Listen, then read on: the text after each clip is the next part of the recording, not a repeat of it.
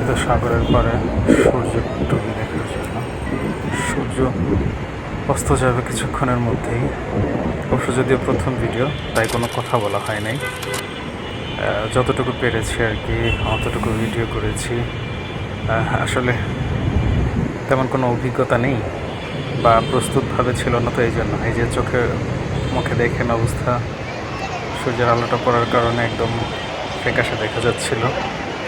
যদিও তো সবাই তো দেরি করতেছে, ঢেউয়ের শব্দ, যারা গেছেন অবশ্যই অনুভূতিটা বোঝেন। আর যেহেতু ফার্স্ট ভিডিও করা প্লাস হচ্ছে ব্লগিং শুরু করার মতো ওই রকম কোনো ছিল না, তারপরও একটু হচ্ছে ট্রাই করা। যদিও যেহেতু দেখে আসলাম, আপনাদের মাঝে একটু শেয়ার করার ইচ্ছে জাগে, তাই হচ্ছে আপনাদের সাথে শেয়ার করলাম একটু। দেখেন এই যে সবাই এইদিকে ওইদিকে ছোটাছুটি করতেছে, গোসল করতেছে, কত মানুষ।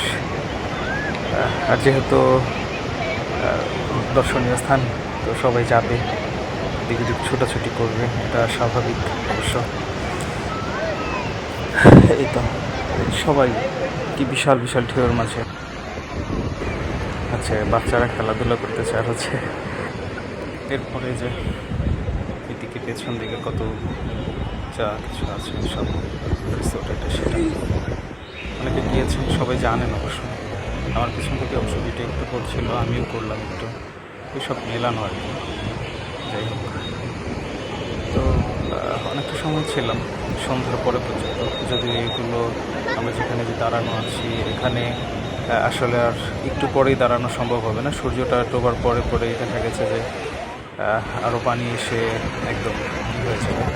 এই দেখেন ঢেউ, মানে হচ্ছে এখানে গেলে ইচ্ছা হবে যে এখানেই দাঁড়িয়ে থাকি।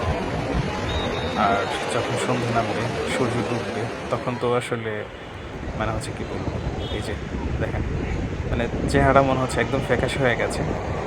আর সূর্যের আলোর কারণে ওই যে পিছনের আপনারা যে এখানে থাকবেন যেটা ঘুরে আসতে পারেন না, আসলে যেরকম বাতাস, মানে হচ্ছে মনোরম পরিবেশ। এখানে আসলে মন খারাপ থাকার কোনো অস্তিত্বই থাকে না। এখানে গেলে মন খারাপ করার কোনো অপশন আপনাকে ছুঁতেই পারবে না আসলে। যাই হোক, আসসালামু আলাইকুম। ভিডিওটা দেখার জন্য ধন্যবাদ, সাবস্ক্রাইব করবেন।